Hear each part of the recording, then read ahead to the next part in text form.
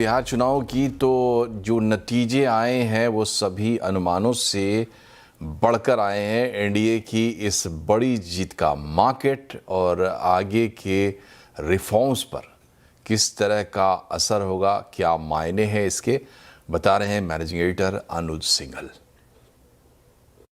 बिहार के पोल्स के रिजल्ट आए और रिजल्ट सभी एक्सपेक्टेशन से भी अच्छे निकले। एग्जिट पोल में 150 सीट के करीब एनडीए का एस्टिमेट था, लेकिन एक्चुअल में ये आंकड़ा 200 के पार निकल गया।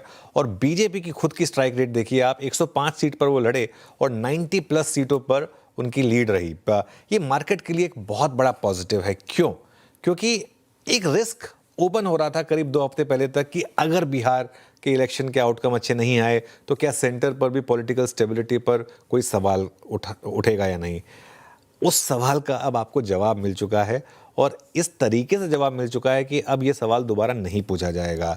और एक मार्केट के लिए एक स्ट्रांग और स्टेबल गवर्नमेंट, एक इनकम्बेंट गवर्नमेंट जिसको कि मार्केट काफ़ी रिस्पेक्ट करता है, उसकी एक बहुत ज़्यादा वैल्यू है जो आज क्लियर हो गई है। इसका दूसरा मायना क्या होगा? अब यहाँ से कोई बड़े स्टेट इलेक्शन नहीं है काफ़ी समय तक। सरकार ने पिछले 6 महीनों में काफ़ी रिफॉर्म्स किए हैं, ताबड़तोड़ रिफॉर्म्स किए हैं। पिछले 1 महीने में ऑब्वियसली सरकार का फोकस थोड़ा सी इलेक्शन की तरफ था। अब मार्केट का फोकस वापस उन रिफॉर्म्स की तरफ होगा, जैसे कि जीएसटी रिफॉर्म था, इनकम टैक्स कट था। आप आगे अब ताबड़तोड़ रिफॉर्म्स देखेंगे और उस हिसाब से ये मार्केट के लिए पॉजिटिव होगा।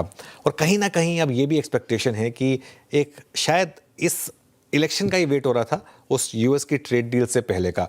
अब ये इलेक्शन भी आउट द वे है और एक एकदम सॉलिड वर्डिक्ट आ चुका है बीजेपी के फेवर में। और अब शायद मार्केट को अगला ट्रिगर मिले जो कि है यूएस की ट्रेड डील। इसलिए इस इलेक्शन की इस तरीके की वन साइडेड विक्ट्री की सिग्निफिकेंस और ज़्यादा बढ़ जाती है।